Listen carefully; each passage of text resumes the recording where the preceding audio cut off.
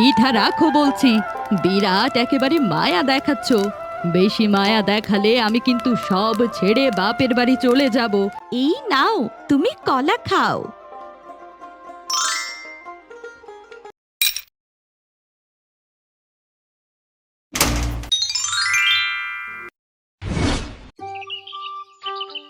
আরে বাহ, কলা গাছটা তো খুব সুন্দর। এটা আমি বাড়িতে নিয়ে গিয়ে লাগিয়ে দেব। এদিকে খড়ি কুড়াতে গিয়ে অনেক দেরি হয়ে গিয়েছে। যাই, তাড়াতাড়ি গাছটা নিয়ে বাড়ি ফিরে যাই, নতুবা ওদিকে চাচি আমাকে খুব বকা বকবে।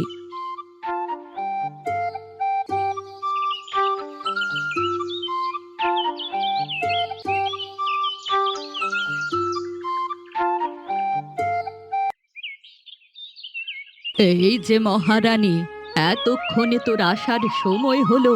বলি, খড়িগুলো রান্না করে রেখে তাড়াতাড়ি রান্না বসাও দেখি।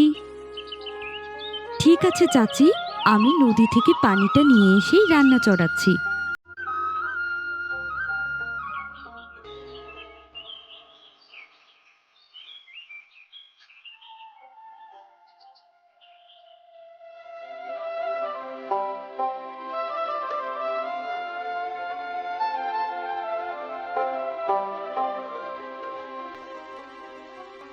চাচা চাচি বাড়িতে নেই, এখনই আমি কলার গাছটা লাগিয়ে দেই।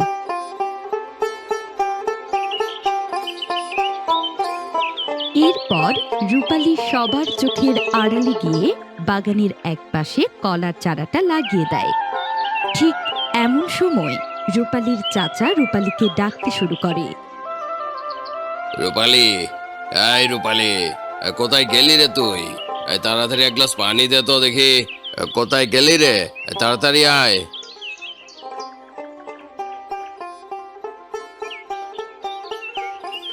বলি, তোকে তো সারাদিনই দেখি বাড়িতে বসে বসে আরাম করতে। যদি তোকে কোনো কাজের কথা বলি তাহলে তো তুই 10 ঘন্টা লাগিয়ে দিস। তোর কি কাজ কাম করতে একদমই ভালো লাগে না? চাচা, এমনটা আর কখনোই হবে না। আমি সব কাজই খুব তাড়াতাড়ি করার চেষ্টা করব।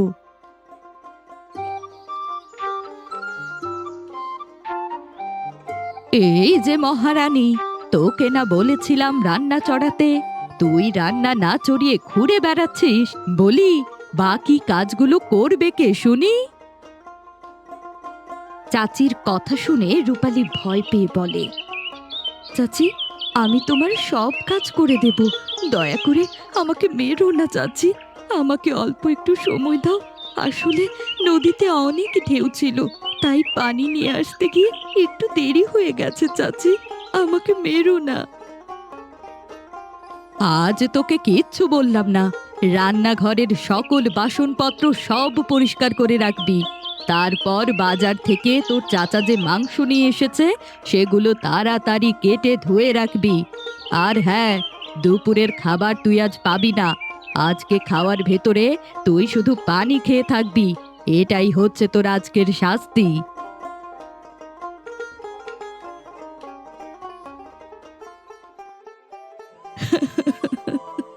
হে বিধাতা, তুমি কেন আমাকে এমন শাস্তি দিচ্ছ? আমি কি অন্যায় করেছি? এভাবে না খেয়ে আমি কতদিনই বা বাঁচবো? না, তাড়াতাড়ি কাজগুলো শেষ করে ফেলি, না হলে চাচি আবার নতুন করে শাস্তি দেবে। এ কথা বলে রূপালী কাজ করতে শুরু করে। রান্নাঘরের বাসন কোসন সব মেজে তারপর ঘরে থাকা মাছ মাংস সব কাটতে থাকে।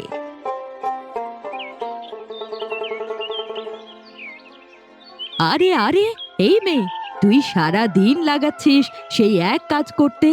ওদিকে আবার খামারের হাঁস মুরগির পানি খাবার কে দেবে? বলি, ওই দিকটাতে যে সব হাঁস মুরগি না খেয়ে শুকিয়ে যাচ্ছে, আর এই দিকে তুই বসে বসে সময় কাটাচ্ছিস। আসলে চাচি, সারাদিন না খেয়ে যে আর কাজ করতে পারছি না। দুপুর গড়িয়ে যে বিকেল হতে চললো চাচি, দয়া করে আমাকে দুটো ভাত খেতে দাও না। খিদের জ্বালা যে আমি আর সইতে পারছি না। যদি আমার কাছে আর একবার ভাত চেয়েছিস না, তবে তোকে ঘাড় ধাক্কা দিয়ে বাড়ি থেকে বের করে দেব। এখন তো শুধু খাবার পাচ্ছিস, এরপর থাকার জায়গাও পাবি না।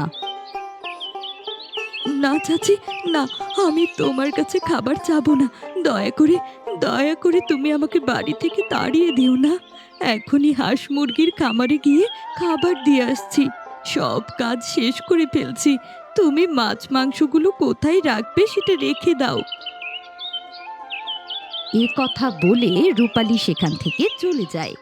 তারপর হাঁস মুরগির খামারে পানি আর খাবার দেয়। না, আর পারছি না। ক্ষুধার যে কি জ্বালা! না খেয়ে যে আমি আর কোনো কাজই করতে পারছি না। মনে হচ্ছে এবার আমি মরেই যাব। আচ্ছা, আমার সেই কলার চারাটাতে তো পানি দেয়া হয়নি।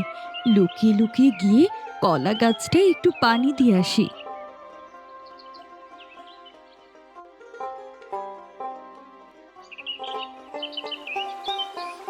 জানিস কলা গাছ, আমার খুব কষ্ট হচ্ছে। না খেয়ে আর কত সময় থাকা যায় বল? সারাদিন মাত্র একবার খেতে দেয়, তাও আবার কাঁচা মরিচ আর পেঁয়াজ দিয়ে। আধা পেটা ভাত খেয়ে পেট পুড়ে যে কবে খেয়েছি সেটা ভুলেই গেছি। আল্লাহ যে কেন আমার বাবা মাকে আমার কাছ থেকে কেড়ে নিল, তারা বেঁচে থাকলে হয়তো আজ আমাকে এত কষ্ট পেতে হতো না। রূপালী তার সব কষ্টের কথা কাঁদতে কাঁদতে কলা গাছটার কাছে বলতে থাকে। এভাবে প্রতিদিনই রূপালী বাড়ির সমস্ত কাজ ছেড়ে লুকিয়ে লুকিয়ে কলা গাছটার যত্ন নিতে থাকে। আর সাথে সাথে কলা গাছটার সাথে তার মনের সকল দুঃখ কষ্টের কথা বলতে থাকে। কলা গাছের সাথে গল্প করতে না পারলে রূপালীর যেন আর ভালোই লাগে না। এভাবে কেটে যায় বেশ কিছুদিন। কলা গাছও বেশ বড় হয়েছে, এখন তাতে কলাও ধরেছে অনেক। এরপর একদিন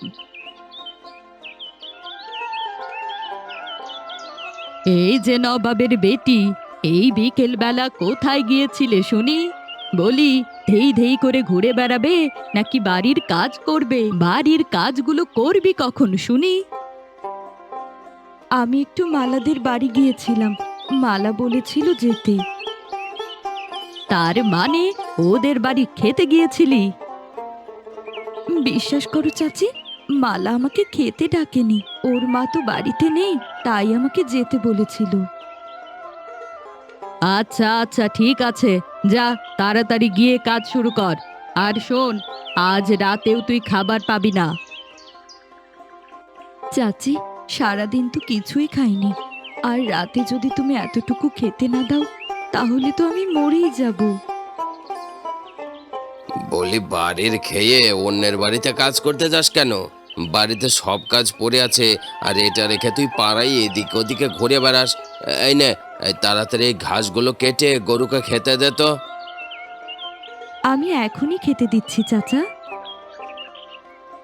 ও মা, দেখো দেখো, আম গাছটাতে কত বড় একটা আম ধরেছে।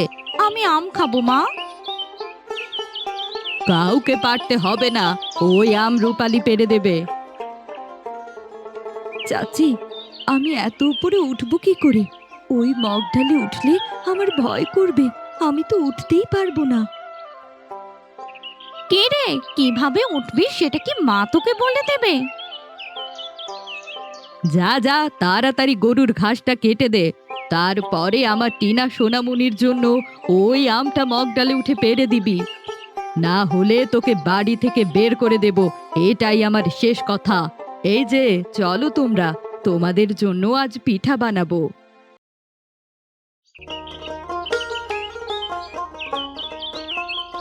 হে আল্লাহ, তুমি দেখো আমি যেন আবার উপর থেকে পড়ে না যাই। বাবা মা কেন যে আমাকে এতিম করে চলে গেল? ওপারে যদি আমাকে সাথে নিয়ে যেত তাহলে আমাকে আর এত কষ্ট করতে হতো না। এরপর রূপালী অনেক কষ্টে সেই মগ ডাল থেকে আমটি পারে। আম পাড়ার সময় তার পাটা কেটে পা দিয়ে অনেক রক্ত বের হতে থাকে। তখন তার চাচাতো বোন টিনা বলে, রূপালী, এই রূপালী, এতটুকুই তো তোর কেটেছে, তাতে তুই এমন করছিস কেন? এতে কি কিছু হয়? কি এমন হয়েছে তোর? বুঝেছি বুঝেছি, কাজ না করার ধান্দা করছিস বুঝি।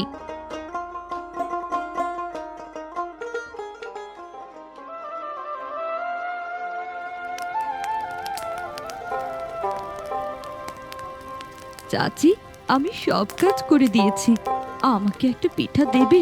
খুব খিদে পেয়েছে আমার। জানিস তো দেবে না, তাহলে কেন চাইতে এসেছিস? এই নে, এই একটা পিঠা নে, আর এটা নিয়ে দূর হয় এখান থেকে। পিঠা রাখো বলছি, বিরাট একেবারে মায়া দেখাচ্ছ। বেশি মায়া দেখালে আমি কিন্তু সব ছেড়ে বাপের বাড়ি চলে যাব, এই বলে দিলাম। না না, লাগবে না, লাগবে না আমার পিঠা। চাচা, ওটা তুমিই খাও। এই কথা বলে রূপালী সেখান থেকে কলা গাছটার কাছে আসে আর এসে তাকে বলতে থাকে। জানিস কলা গাছ, আমার না খুব কষ্ট হচ্ছে। এই দেখ না, চাচি আমাকে গরম খুন্তি দিয়ে আমার হাতে ছ্যাঁকা দিয়েছে। উফ, কি যে কষ্ট পেয়েছি, এখনো জ্বলে যাচ্ছে। মাত্র একটা পিঠে খেতে চেয়েছিলাম, সেজন্য চাচি আবার বলেছে আজ রাতেও নাকি আমাকে খেতে দেবে না। মনে হচ্ছে আমি আর বাঁচব না রে, আমি যে খুব ক্ষুধার্ত। দুঃখ পেও না রূপালী, আমি তোমাকে পাকা কলা দিচ্ছি, তুমি সেটাই খেয়ে নাও। কে কে কে কথা বলছে এমন করে? আমি তোমার বন্ধু কলা গাছ, যার কাছে তুমি তোমার প্রতিদিনের কষ্টের গল্প বলো। তুই কথা বলতে পারিস? তবে এতদিন কথা বলিসনি যে? হ্যাঁ, আমি কথা বলতে পারি, তবে আমি সবার সাথে কথা বলি না। এক সাধু বাবা আমাকে বর দিয়েছিল তাকে সাহায্য করার জন্য। সে বলেছিল আমি কথা বলতে পারবো, তবে আমার গাছে কলা হবার পর সেটা আবার পাকলে সাথে সাথে সে আমার শক্তিও দিয়েছিল। আমার দুঃখ শোনার মতো কেউ নেই, এখন থেকে তুই শুনবি। হয়েছে হয়েছে, এখন কলাটা খেয়ে নাও দেখি। আর এখন থেকে খিদা লাগলেই আমার কাছে কলা খাওয়ার জন্য চলে আসবে।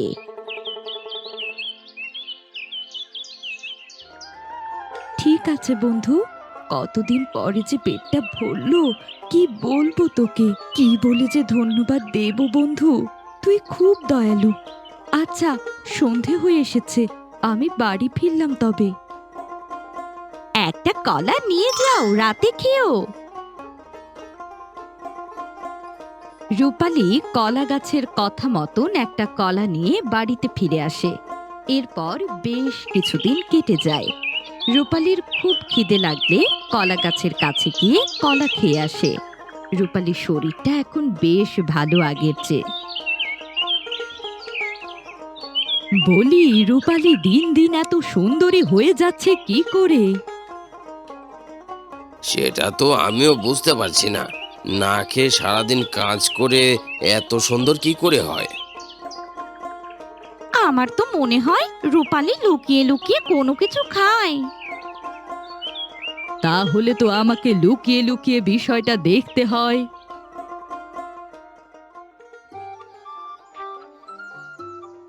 ও আচ্ছা, তাহলে এই গাছের কলা খেয়ে রূপালী এত সুন্দর হচ্ছে।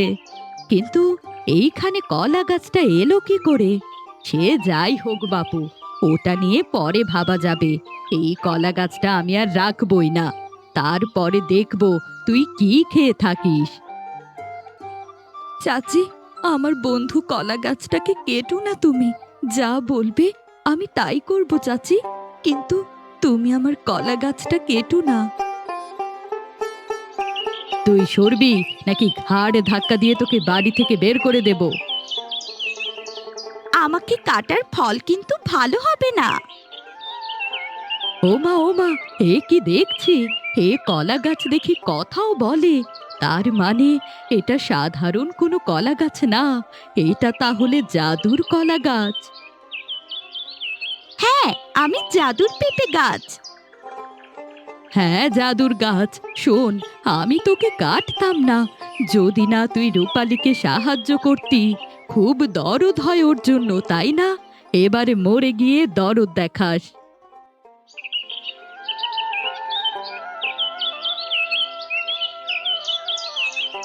এই কথা বলে মিনা কলা গাছটা কেটে দেয়।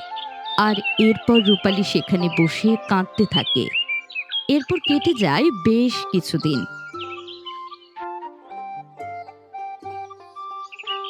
আগের মতো আবারও রূপালীকে না খেয়ে দিন পার করতে হয়। সে সারা দিন পরিশ্রম করে অনেক ক্লান্ত হয়ে যায়, আর সে সারাক্ষণ কান্না করতে থাকে। আমার আর কেউ নেই। কলা গাছ বন্ধুর সাথে কথা বলতাম, আর বন্ধু আমায় খাবার দিত। কলা গাছও নেই, আর আমার সাহায্য করারও কেউ নেই। আমার কলা গাছ বন্ধু নেই তো কি হয়েছে? ওখানটাতে গিয়ে একবার দেখি। খুব মনে পড়ছে আমার বন্ধু কলা গাছের কথা।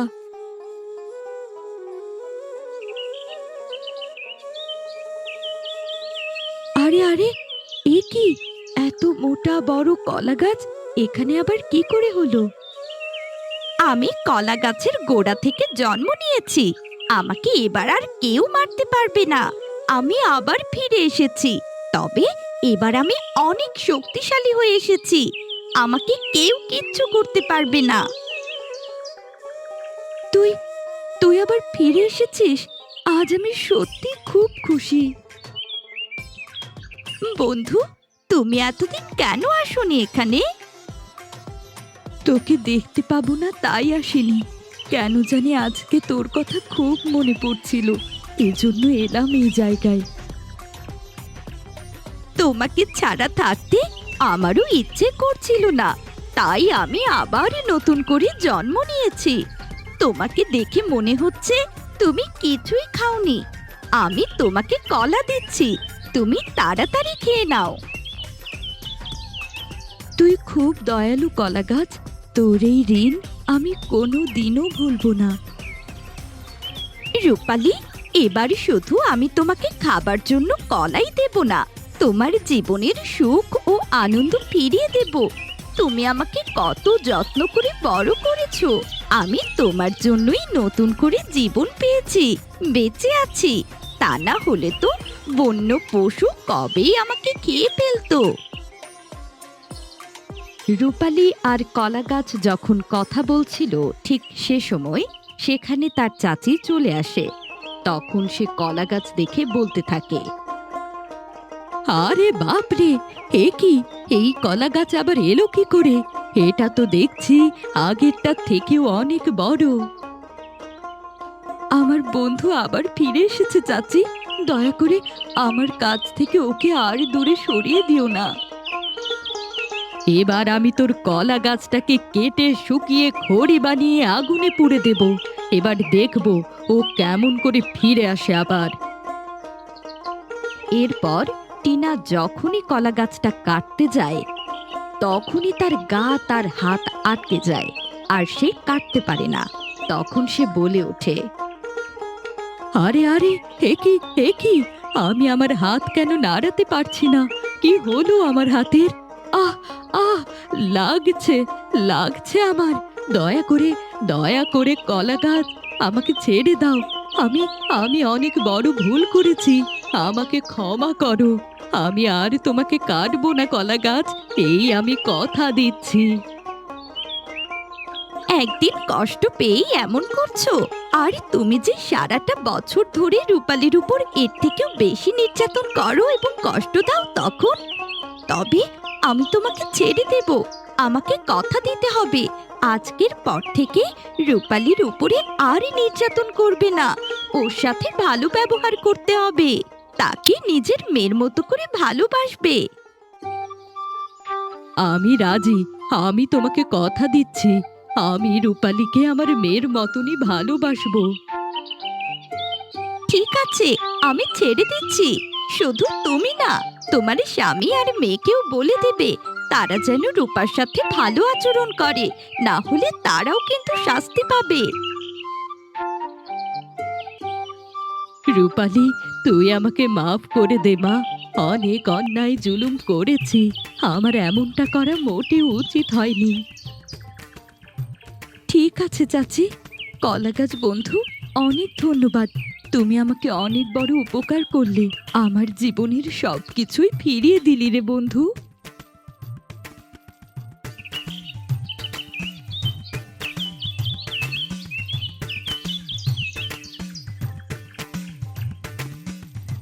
বলি রূপালি, শোন, তোকে আর বসিয়ে বসিয়ে খাওয়াতে পারবো না। আজ এ বাড়ি থেকে চলে যাবি। না না, এমন করে বলো না। ও তো তোমার রক্ত। ওর প্রতি আমরা অনেক অন্যায় অবিচার করেছি। তুমি তো তোমার আপন ভাইকে বলেছিলে যে রূপাকে দেখে রাখবে। তুমি ঠিক বলেছ রূপালি মা, তুই আমাকে ক্ষমা করে দে। আজ থেকে তুইও আমার মেয়ে। এরপর থেকে রূপালীর চাচা চাচি নিজের মেয়ের মতো করেই রূপালীকে আদর যত্ন করে এবং খেয়াল রাখে, এবং বাড়ির সব কাজ সবাই মিলেমিশে করে। একদিন রূপালী খুশি মনে হাসতে হাসতে সে কলা গাছটার কাছে যায়। ধন্যবাদ কলা গাছ, তুই আমার জীবনের শ্রেষ্ঠ বন্ধু। তুই আমার জীবনটাই বদলে দিয়েছিস। তুই আমার জীবনের সব সুখ এনে দিয়েছিস রে কলা গাছ। রূপালী, আমি চাই তুমি সারা জীবন সুখে থাকো আর কখনো ভয় পেও না। আমি সব সময় তোমার পাশেই আছি। আমি থাকতে তোমাকে আর কেউ কোনো কষ্ট দিতে পারবে না। তবে আবার সবকিছু পেয়ে তুমি যেন আমাকে ভুলে না যাও। তোকে কি ভোলা যায় বল? ঠিক আছে, ঠিক আছে, এই নাও, তুমি কলা খাও।